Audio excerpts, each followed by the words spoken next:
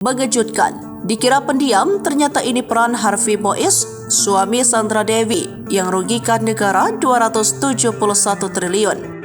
Harvey Boies tersandung kasus dugaan korupsi yang kini menjadikannya berstatus tersangka, diungkap oleh Kejaksaan Agung. Seperti ramai diberitakan, suami Sandra Dewi kini menjadi tersangka kasus dugaan korupsi tata niaga komoditas Tibah Wilayah Izin Usaha Pertambangan PT Tibah.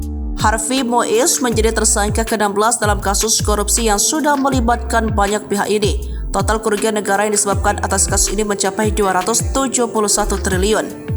Dalam perkara ini, Harvey Boies berperan sebagai perpanjangan tangan PT Refinet Bangka Ten, diduga berperan mengkoordinir sejumlah perusahaan terkait penambangan timah liar di Bangka Belitung. Perusahaan itu ialah PT SIP, CV, FIP, PT SBS, dan PT TIN. Dirdik Jampitsus Kejaksaan Agung Kun tadi dalam konferensi pers pada Rabu 27 Maret 2024 mengatakan penambangan liar itu dilakukan dengan kedok kegiatan sewa menyewa peralatan prosesing peleburan timah.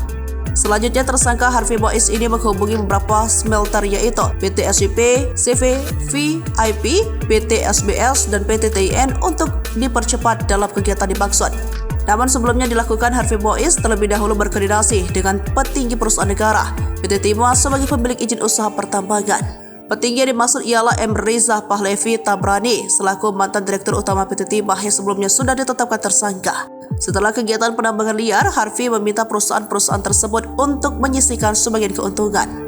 Kejaksaan Agung menetapkan Harvey Boies sebagai tersangka dalam kasus dugaan korupsi tata niaga komoditas Tibah Wilayah Izin Usaha Pertambangan PT Tibah pada Rabu 27 Maret 2024. Sebagai keuntungan itu kemudian mengalir ke Corporate Social Responsible PT Quantum Skyline Exchange yang manajernya, yakni Helena Lim, telah ditetapkan tersangka sebelumnya.